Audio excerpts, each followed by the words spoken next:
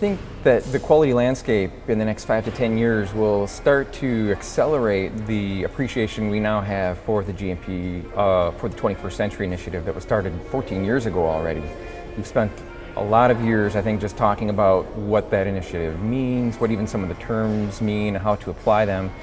And with a critical mass, I think, of understanding that we have in place today, what we'll start to see is, well, first of all, I think process understanding is going to be the byword, and it's going to continue to be important, but I think how we get that understanding will be what changes most. And I think that understanding is going to be facilitated through the adoption of a lot of advanced analytical technologies, more than what we see today in biologics especially. So talking about things like protein mass spec, high throughput sequencing, maybe cell-based assays, and then taking those analytics and moving them further up in the process so that ultimately we can realize this vision of less reliance on end product testing. I think another area or another technology that we'll see applied is going to be digitization of data. So really being able to take raw data generated electronically and having that available at your fingertips to make decisions, and becoming really good at knowing which of those data you need to use to make decisions. And then finally, I think what we'll start to see, hopefully, is maybe the use of things that are evolving now, like augmented reality, where the use of heads-up displays, for example, might allow operators or analysts in a laboratory to see in real time and get real-time feedback on the work that they're doing to minimize the likelihood of human error. I think that would be a fantastic evolution in the quality landscape. Well, I think along with many of those advanced analytical technologies that I was describing, I think that what they need to be looking at as well is this evolution in continuous manufacturing. In the same way, and we talked about it here in the conference, that single-use technology is something that is, let's say, mainstream today. I think it was well said that the continuous manufacturing concepts, while not mainstream today, could well be mainstream in 5 to 10 years, as well for biologics as for small molecules. And I think that's exciting and something that executives should keep an eye on. I think the biggest advice I would give quality executives is to really invest in people. There, I think, is a shortage of talent throughout the industry in just about all the jobs that we have for people, but I think that we're going to feel that most acutely in quality. And the reason I say that is because as you look at the future, especially in biologics, where the number of platforms continues to grow, the diversity of biological products is growing exponentially, where, let's say in 2025, 75% of the products on the market are going to be biologically derived. If our personnel, our quality personnel in particular, aren't really well versed in those technologies, they're not going to necessarily know the right questions to ask. And that's vitally important for quality assurance personnel. If we want to be value added to pharmaceutical operations, we've got to invest in our people to the point where they're really able to make the work and the description of that work as simple as possible, and they're only going to ever be able to do that if they really understand what they're looking at and can have intelligent conversations with process development, with analytical development folks.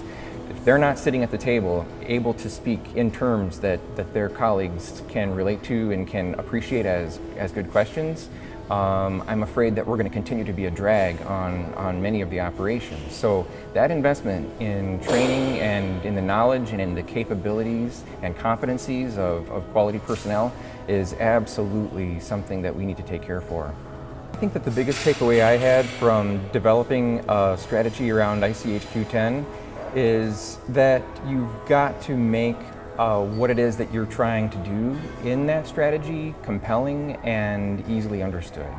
And even better if you don't couch it in terms of ICHQ10. I think your greatest chance of success is to couch it in what it's going to bring to the people in the organization by way of making their lives easier through the reduction of hassle that comes with following hard to understand SOPs, working within a framework that's not easily understood in terms of the quality system.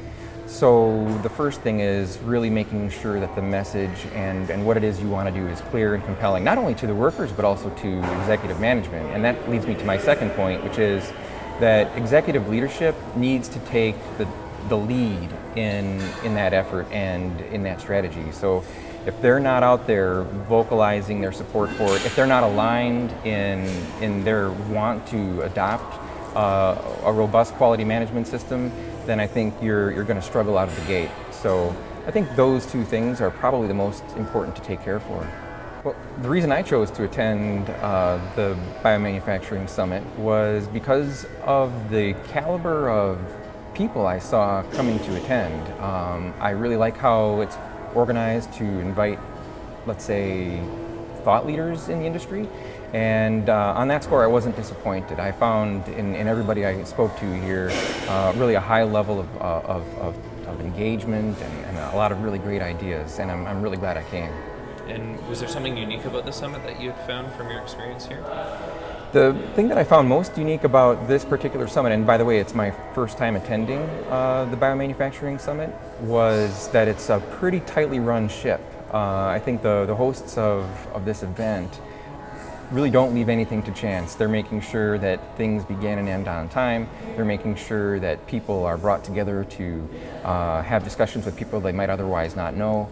And so I think that the way it was organized in terms of the professionalism around it was unique in my experience. The key takeaway, I think, from the Lunch and Learn that I hosted on ICHQ10 was, in fact, how a lot of companies have come to see ICHQ10 in a similar way that goes well beyond what you see written on paper. And by that, what I mean is that for the people who were at the round table, I think there was a little bit of surprise that everybody had come around to see that the quality systems aren't simply those PQS enablers that are listed in ICHQ10, those 4 enablers, rather that the quality system needs to comprise all of the processes that make up the enterprise in your operations, and that for each of those processes you've got to identify system ownership. That's absolutely key, and you've got to frame up your quality management system in a hierarchy that allows you to drill down in detail, which allows, I think, a really clear view on the way things actually get done. So I think the key takeaway is that for those people who are thinking now about ways to apply practically ICHQ10, my key takeaway is that there's a lot of experience out there and a lot of similar approaches that you could draw from within the industry.